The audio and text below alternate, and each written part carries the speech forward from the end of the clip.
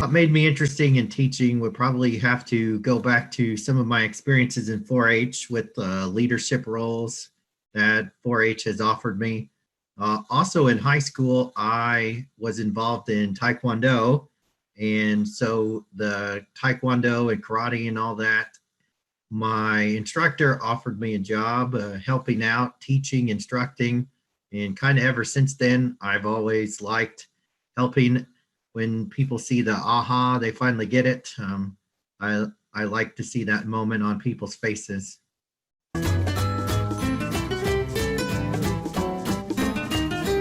Of course, we have to have a high school degree. You also need to have at least a college degree from 4 years of schooling. I graduated from Evansville Harrison, went to the University of Evansville. My first year at school, of course, was just getting the basics out of the way. Then you had to actually enroll and make it into the School of Education, which I did. And that was a lot of hands-on experiences for the teaching world. Maybe not so much in the college classroom, but we had a lot of experiences going out my sophomore, junior, and senior year of college. If you would like to continue on after college to become like an administrator or a superintendent, that's going to require a little bit more. You're going to need a master's degree, of course, to at least become a principal. And then most superintendents have their doctorate degree. So you're probably looking at at least 4 more years of school after you graduate from college.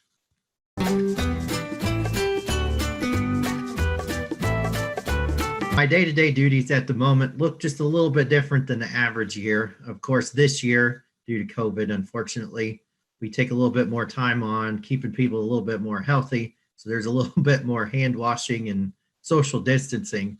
When COVID wasn't around, however, when things were what we call normal, the classroom consisted of students sitting in groups because we love it when students work together. So from the beginning of the day, the first job of a teacher, of course, is making sure every student is well fed, making sure they've got what they need so they can be successful, because you can't learn if you're hungry. So day-to-day basics, teaching reading, math, writing, and like I said, meeting the needs of every student. And what we've really been focusing on more and more this year than in years past is making sure we're meeting the emotional needs of students, so they can make sure they know if they're happy, sad, how can we cheer them up, and what they can do. We give them strategies, what they can do to cheer themselves up, because we want to be in what we call the green zone, which is where you're happy, ready to learn. So like I said, we're also teaching the basics of math and writing and reading.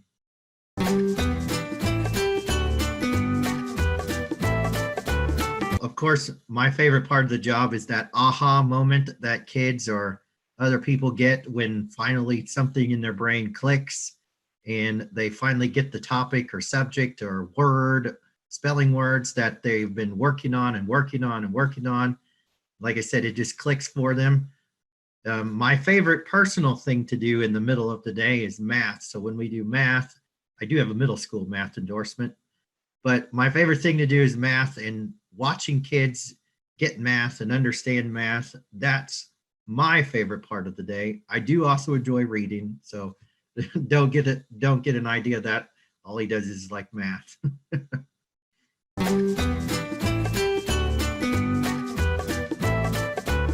It's cool. That just depends on the day. Sometimes my least favorite part of my job comes with a lot of extra paperwork.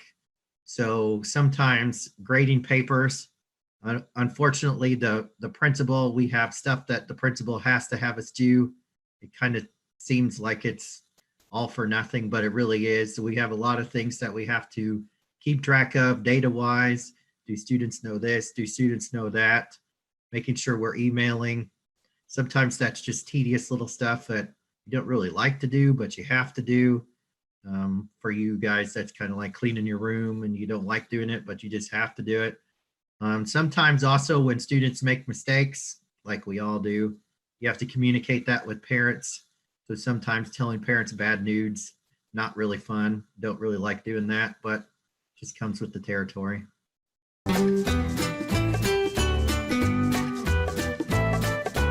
Education is a huge field. There's not just being a teacher.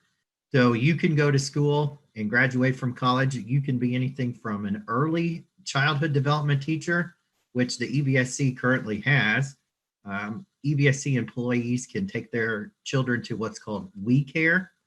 So those people take care of infants all the way up to preschool, which are 4 and 5-year-olds, I believe.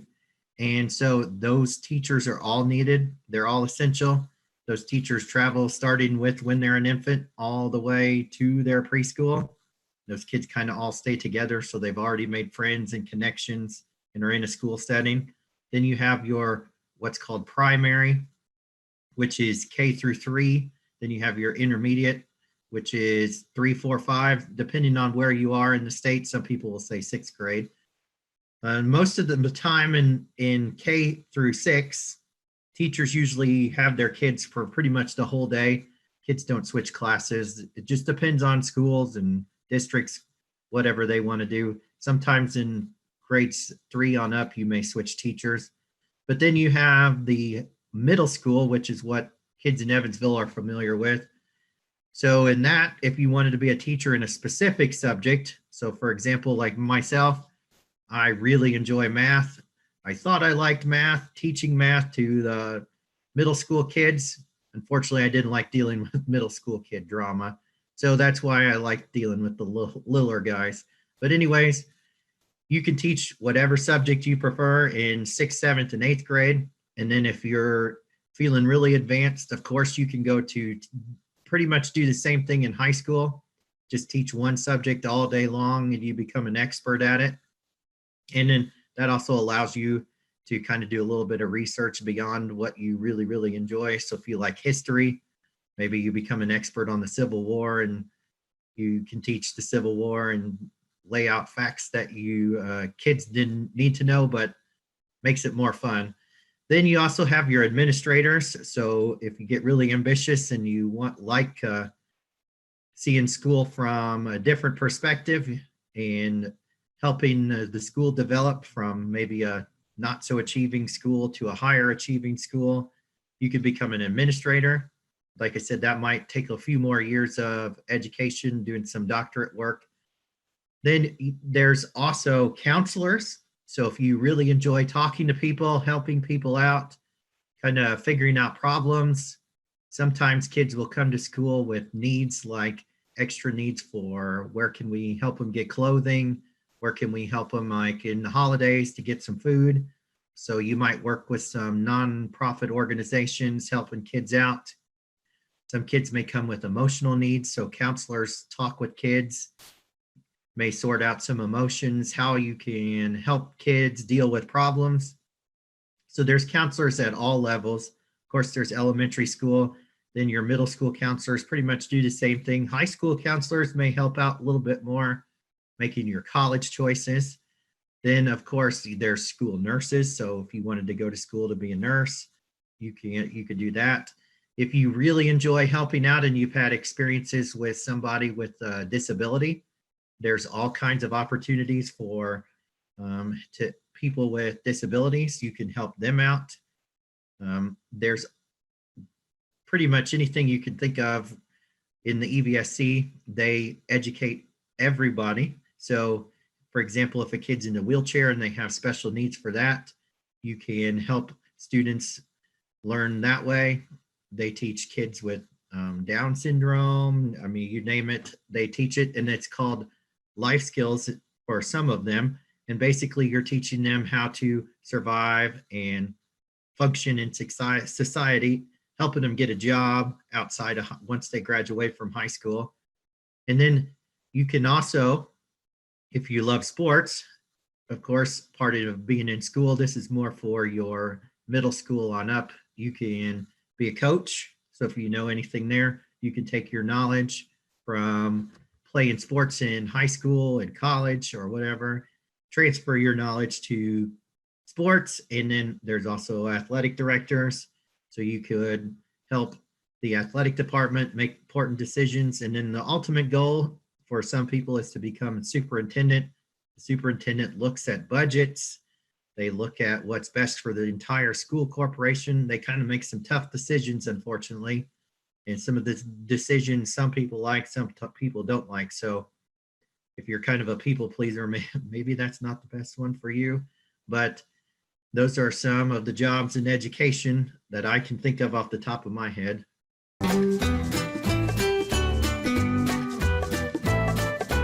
In order to keep our license current, we have to accrue so many what's called points every year, and we have to turn those in, and that's actually part of our evaluation. And those points are considered professional development. So each year we have to have, I believe, 16 points. With COVID, I think that's a little bit different. But anyways, the points are, like I said, professional development. That could be anything from the new methods to teaching reading, to maybe we have a faculty meeting on how to deal with important current issues that are going on, whether that could be dealing with things with intruders in school. We've also had professional development on suicide. You need to have your CPR needs to stay current, because you never know when you're going to have an emergency in the middle of school. And for continuing education, we can also go and seek out our own professional development. So over the summer, sometimes there may be a symposium or some kind of conference that you can go to.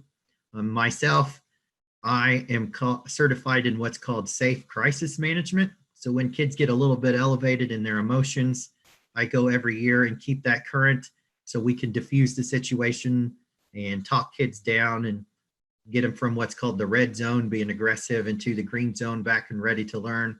We do that every year.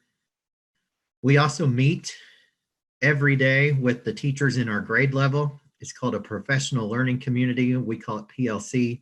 And in there, we discuss different things that we can do to stay current, to keep kids current. We discuss data. So we use that time to sometimes watch videos, lessons to help us stay current. So there's all kinds of things that we do. We got to stay up to date on the most current teaching methods.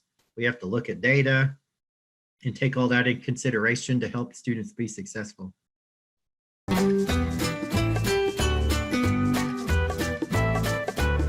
4-H has helped me a whole lot. 4-H gave me a whole bunch of leadership opportunities. I was a 10-year member of the 4-H Dog Club, and my mother actually still runs it. And in Dog Club, we had the same offices that pretty much every club has. I was the president, vice president.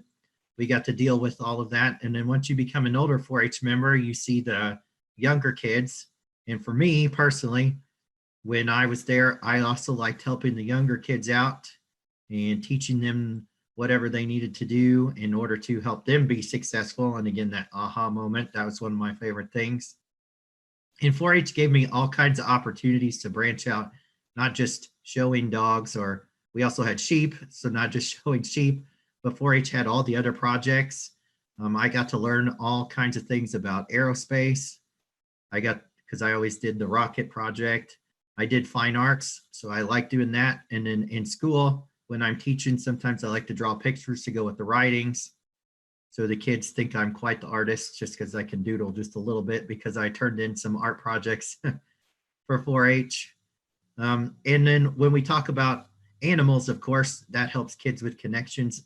Having had sheep, my family also raised some rabbits here and there. And my sister and I also had some ducks one year. So helping out in 4-H and all of my experiences with animals has greatly helped make connections with kids. I also got to lead Ag Days one year and talk about sheep. So that was also an opportunity where I got to talk in front of some kids again, answer any questions. The 4-H, there's a whole lot of opportunities.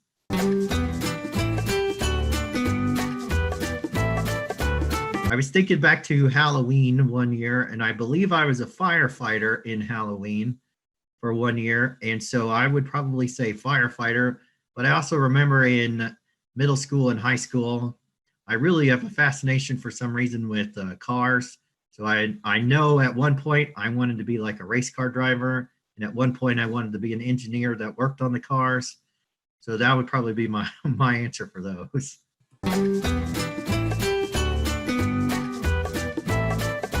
If you're interested in education and you like helping out, like I said, it doesn't have to be just kids in general. It could be kids from age like basically 3 months all the way up to high school, even on the college level. My best advice that I have for you is to be prepared. There's going to be some days that are going to be a little bit tough, but at the end of the day and the end of the school year, seeing the progress from day one to the end of the year, there's nothing like it. You could see a kid completely blossom into the next grade level. They're ready to go, and pretty much they started with almost nothing. So be prepared for some hard work. I also had a teacher give me some good advice. Don't give as much work as you're willing to grade. I would tell you that. That's a great one. And some other advice is try not to let your work follow you home. Sometimes dealing with parents, that does follow you home, but try to leave work at work and make time for yourself, because you also need to take time for yourself and reboot your circuits and take time and just come back with a clean slate the next day.